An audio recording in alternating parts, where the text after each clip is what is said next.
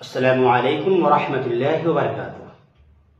الحمد للہ رب العالمین والصلاة والسلام علی رسولہ الکریم وعلی آلہ وصحبہ اجمعین، اما بعد۔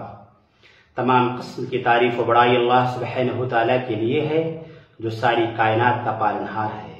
درود و سلام اللہ کے تمام انبیاء و رسل پر، خصوصاً آخری نبی جناب محمد رسول اللہ صلی اللہ علیہ وسلم پر۔ سامعین اکرام، آج میں آپ لوگوں کو ایک واقعہ سنانا چاہتا ہوں جو ماں باپ کے تعلق سے ہے۔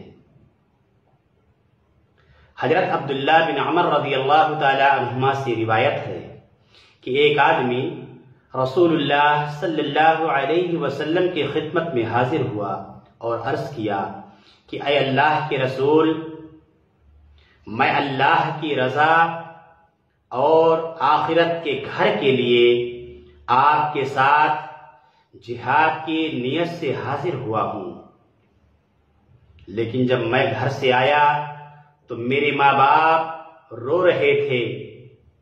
رسول اللہ صلی اللہ علیہ وسلم نے فرمایا، واپس جاؤ اور اپنے ماں باپ کو اسی طرح ہنساؤ جس طرح تم نے انہیں رلایا ہے۔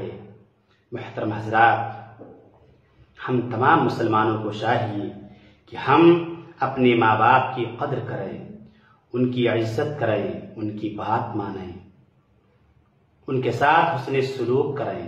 یہ حدیث سنن ابن ماجہ کتاب الجہاد حدیث نمبر 2782۔ اللہ ہم تمام مسلمانوں کو اپنے والدین کے ساتھ حسن سلوک کرنے کی توفیق عطا فرما، اور جب تک ہمیں اس دار فانی کے اندر زندہ رکھ، ایمان کی زندہ رکھنا جو اٹھانا، تو اے اللہ ہم تمام مسلمانوں کے زبانوں پر کلمہ توحید لا الہ الا اللہ جاری رکھنا، آمین۔ وآخر دعوانا الحمد للہ رب العالمین۔